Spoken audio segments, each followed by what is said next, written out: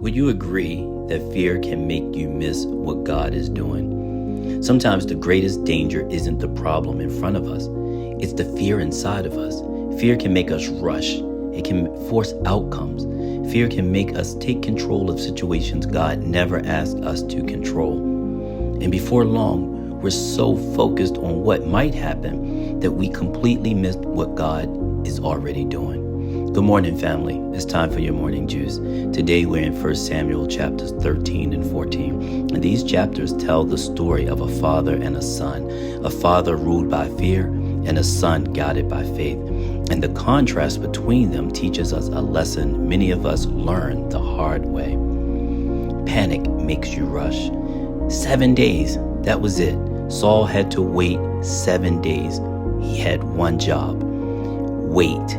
Not fight, not fix the situation, not create a backup plan, just wait. But every day felt longer than the last. The Philistines were gathering, his soldiers were leaving, fear was spreading, and Saul became convinced that if he didn't do something immediately, everything would fall apart. So he stepped into a role God never gave him. He offered the sacrifice himself, and the moment he finished, Samuel arrived. Fear convinced Saul he couldn't afford to wait.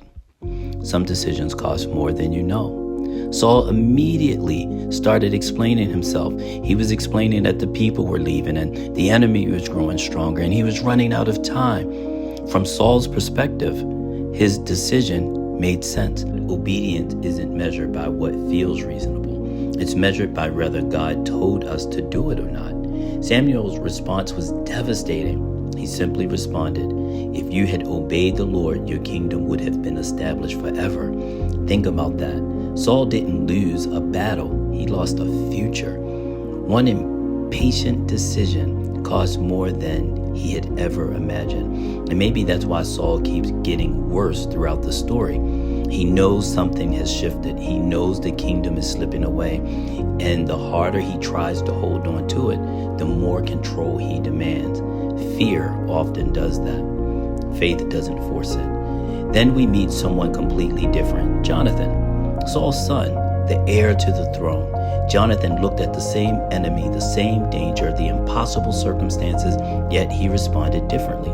He told his armor bearer, "Perhaps the Lord will act on our behalf." Nothing can hinder the Lord from saving, whether by many or by few. Notice what Jonathan didn't do. He didn't demand that God bless his plan. He wanted to discover God's plan. That's faith. Faith doesn't force doors open. Faith follows God's leading.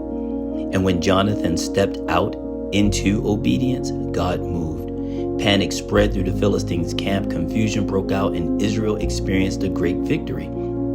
The victory Saul was trying to manufacture, God provided through faith. Fear creates unnecessary burdens, but Saul still hadn't learned the lesson. In the middle of the battle, he made a foolish oath. No one was allowed to eat until the fighting was over.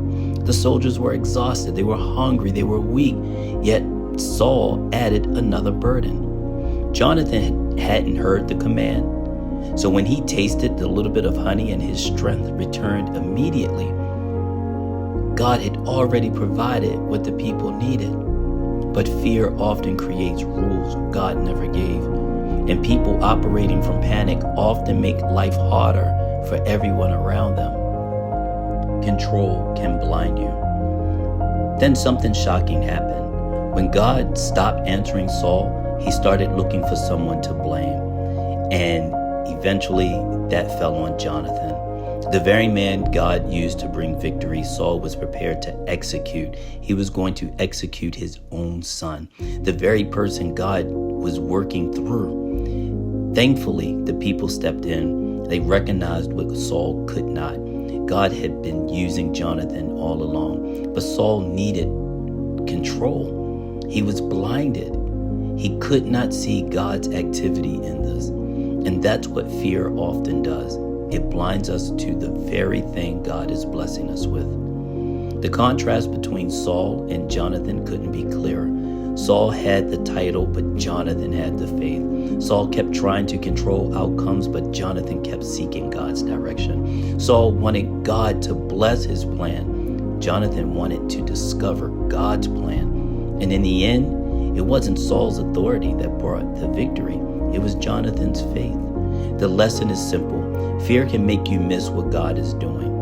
When fear takes over, we rush instead of wait, control instead of trust, force instead of follow.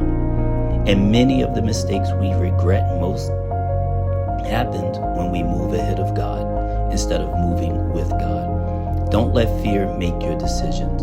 Let faith make them. Sip on that. Listen, if today's morning juice blessed you, please like, subscribe, and share. Help someone else sip through the Bible one chapter at a time.